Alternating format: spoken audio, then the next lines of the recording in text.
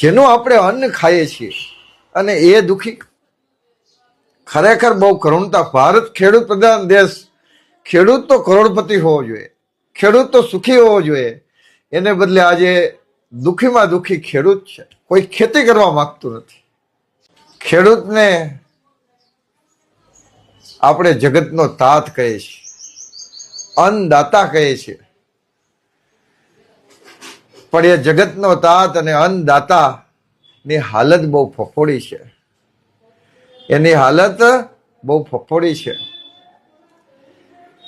જ્યારે મિત્રો આપણે જોઈએ છીએ કે આ જગતનો તાત ખાતર લેવા માટે, બિયારણ માટે લાઈનમાં ઊભો હોય, તડકામાં શેકાતો હોય, અથવા તો એનું અનાજ ઉત્પન્ન થયું હોય, ટેકાના ભાવે ખરીદી માટે લાઈનમાં ઊભો હોય, વેચવા માટે, લખાવવા માટે લાઈનમાં હોય, અને યાર્ડમાં વેચવા માટે પણ લાઈનમાં ઊભો હોય, અને એક બે દિવસ નહીં,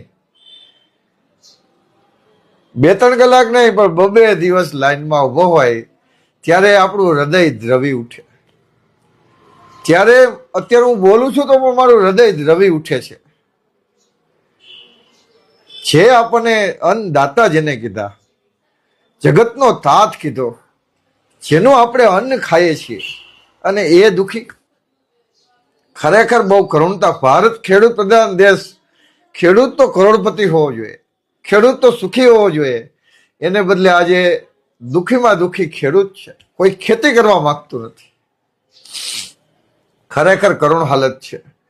મોદી સાહેબને વિનંતી કે મોદી સાહેબ, તમે મુખ્યમંત્રી અને વડાપ્રધાન અને ભારતના સરતાજ બન્યા હોય તો આ ખેડૂતને હિસાબે, ખેડૂતો તમને ખોબલે ખોબલે મત આપ્યા હતા, બહુ આશાઓ અને અરમાનો સાથે કે હવે મારા સુખના દિવસો આવશે, આપણા મોદી સાહેબ આવશે. અને લોકો બીજા શાસનથી કંટાળી ગયા હતા. અને ખરેખર મને એ દિવસો યાદ છે કે બહુ દિલથી મત આપેલા હતા.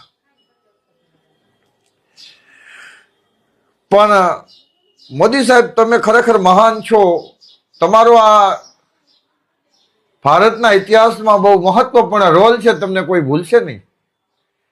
પરંતુ એક વાતનો ખટખટો હે, હજી બધું જ તમે કર્યું, પરંતુ આમ હજી આમ સંતોષ થાય. ઘણું કરો છો ખેડૂત માટે, પણ આમ સંતોષ થાય એવું તમે કર્યું નથી.